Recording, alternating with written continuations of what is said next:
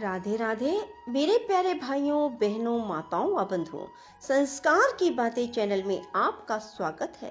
बंधुओं, आज सोमवार के दिन साथ ही अमावस्या का दिन मैं आपके लिए लाई हूँ भगवान शिव शंकर भोलेनाथ की कथा।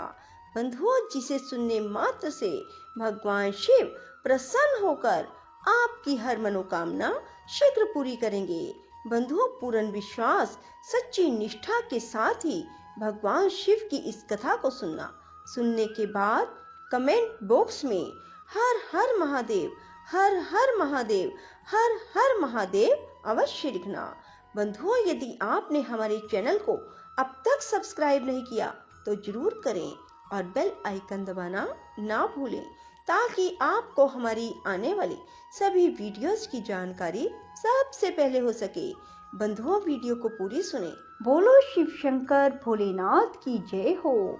लक्ष्मी सहित भगवान विष्णु शंभू के पास हाथ जोड़कर खड़े हुए और बोले, देव देव महादेव दया सागर प्रभो तात, आप संपूर्ण जगत के पिता हैं और सती देवी सबकी माता है। आप दोनों सत्पुरुषों के कल्याण और दुष्टों के दमन के लिए सदा लीला पूर्वक अवतार ग्रहण करते हैं। यह सनातन श्रुति का कथन है। आप चिकने नील अंजन के समान शोभा वाली सती के साथ जिस प्रकार शोभा पा रहे हैं, मैं उससे उल्टे लक्ष्मी जी के साथ शोभा पा रहा हूँ। अर्थात सती नीलवर्णा तथा आप गौर वर्ण हैं, उससे उल्टे मैं नीलवर्ण तथा लक्ष्मी गौर वर्णा है। नारद, मैं देवी सती के पास आकर ग्रह सूत्रोक्त विधि से विस्तार पूर्वक सारा अग्नि कार्य कराने लगा। मुझ आचार्य तथा ब्राह्मणों की आज्ञा से शिवा और शिव ने बड़े हर्ष के साथ विधि पूर्वक अग्नि की परिक्रमा की।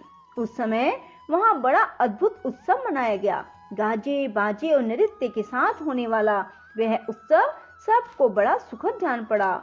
इसके बाद भगवान विष्णु बोले, सदाशिव, मैं आपकी आज्ञा से यहाँ शिव तत्व का वर्णन करता हूँ। समस्त देवता दूसरे दूसरे मुनि अपने मन को एकाग्र करके इस विषय को सुने। भगवान, आप प्रधान और अप्रधान हैं, आपके अनेक भाग हैं, फिर भी आप भाग रहित हैं। ज्योतिर्मय स्वरूप वाले आप परमेश्वर के ही हम तीनों देवता अंश हैं। आप कौन, मैं कौन और ब्रह्मा कौन है? आप परमात्मा के ही ये तीन अंश हैं, जो सृष्टि, पालन और संहार करने के कारण एक दूसरे से भिन्न प्रतीत होते हैं। आप अपने स्वरूप का चिंतन कीजिए। आपने स्वयं ही लीला पूर्वक शरीर धारण किया है। आप निर्गुण ब्रह्म रूप से एक हैं। आप ही सगुण ब्रह्म हैं। हम ब्रह्मा, विष्णु, रुद्र तीनों आपके अंश हैं। जैसे एक ही शरीर के भिन्न भिन्न अवयव मस्तक, गिरवा आदि नाम धारण करते हैं, तथापि उस शरीर से भिन्न नहीं है, उसी प्रकार हम तीनों अंश आप परमेश्वर के ही अंग हैं, जो ज्योतिर्मय आकाश के समान सर्वव्यापी एवं निर्लेप स्वयं ही अपना धाम, पुराण, कुटस्थ, अव्यक्त, अनंत, नित्य तथा दीर्घ आदि विशेषणों से रहित निर्विशेष ब्रह्म है। वही आप शिव हैं। आप ही सब कुछ हैं। ब्रह्मा जी कहते हैं, मुनीश्वर, भगवान विष्णु की यह बात सुनकर महादेव जी बड़े प्रसन्न हुए। इसके बाद उस विवाह यज्ञ के स्वामी परमेश्वर शिव प्रसन्न हो लौकिकी गति का आश्रय ले हाथ जोड़कर खड़े हुए मुझ ब्रह्मा से प्रेम पूर्वक बोले। शिव ने कहा, ब्रह्मन, आपने सारा वैवाहिक कार्य अच्छी तरह संपन्न करा दिया। अब मैं प्रसन्न हूँ। आप मेरे आचार्य हैं। बताइए, आपको क्या दक्षिणा दूं? सूर्य ज्येष्ठ, आप उस दक्षिणा को मांगिए।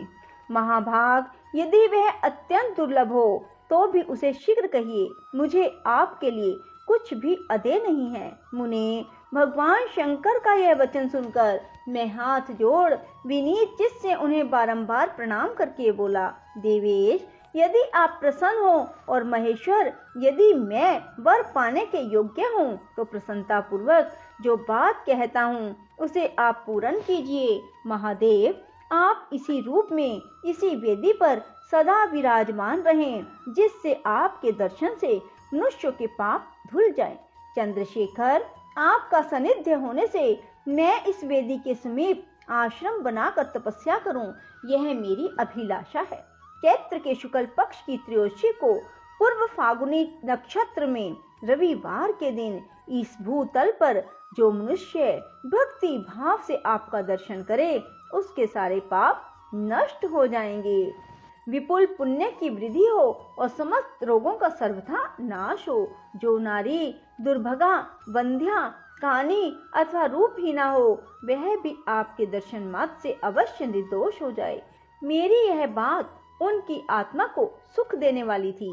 इसे सुनकर भगवान शिव ने प्रसन्न चित्त से कहा, विधाता ऐसा ही होगा। मैं तुम्हारे कहने से संपूर्ण जगत के हित के लिए अपनी पत्नी सती के साथ इस वेदी पर सुस्थिर भाव से स्थित रहूंगा। ऐसा कहकर पत्नी सहित भगवान शिव अपनी अंश रूपनी मूर्ति को प्रकट करके वेदी के मध्य भाग में विराजमान हो गए।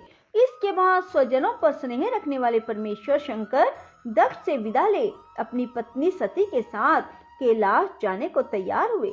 उस समय उत्तम बुद्धि वाले दक्ष ने विनय से मस्तक झुका हाथ जोड़ भगवान विषध्वज की प्रेम पूर्वक स्तुति की। फिर श्री विष्णु आदि समस्त देवताओं, मुनियों और शिव गणों ने नमस्कार पूर्वक नाना प्रकार की स्तुति करके बड़े आनंद से जय जयकार किया। इसके बाद दक्ष की आज्ञा से भगवान शिव ने प्रसन्नता पूर्वक सती को वृषभ की पीठ पर बिठाया और स्वयं भी उस पर आरूढ़ हो वे प्रभु हिमालय पर्वत की ओर चले। भगवान शंकर के समीप वृषभ पर बैठी हुई सुंदर दांत और मनोहर हास वाली सती अपने नील श्याम वर्ण के कारण चंद्रमा में नीली रेखा के समान शोभा पा रही थी। उस समय उन नव दंपति की शोभा देख श्री विष्णु आदि समस्त देवता, मरीचि आदि महर्षि, दूसरे लोग ठगे से रह गए, हिल डुल भी ना सके और दक्ष भी मोहित हो गए।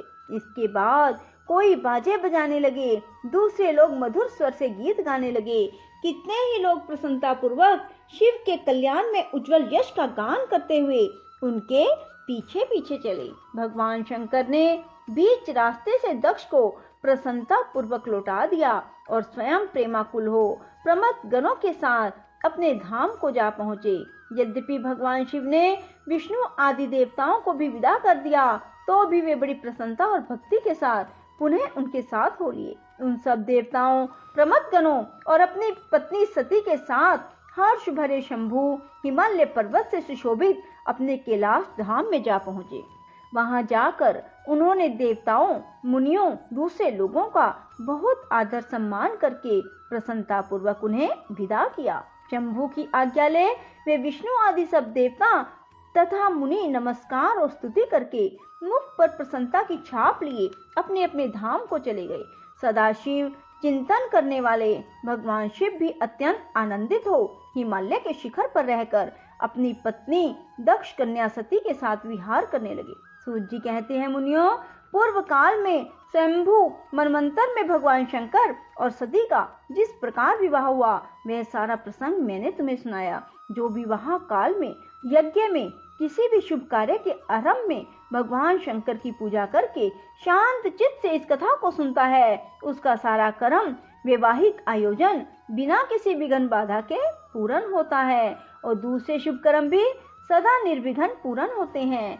इस शुभ उपाख्यान को प्रेम पूर्वक सुनकर विवाहित होने वाली कन्या भी सुख, सौभाग्य, सुशीलता और सदाचार आदि सद्गुणों से संपन्न साध्वी स्त्री और पुत्रवती होती है। बोलो शिव शंकर भोलेनाथ की जय हो। राधे राधे, जय श्री कृष्णा। बंधुओं, यदि आपको हमारी वीडियो पसंद आए तो इसे लाइक करें और शेयर भी जरूर करें। धन्यवाद।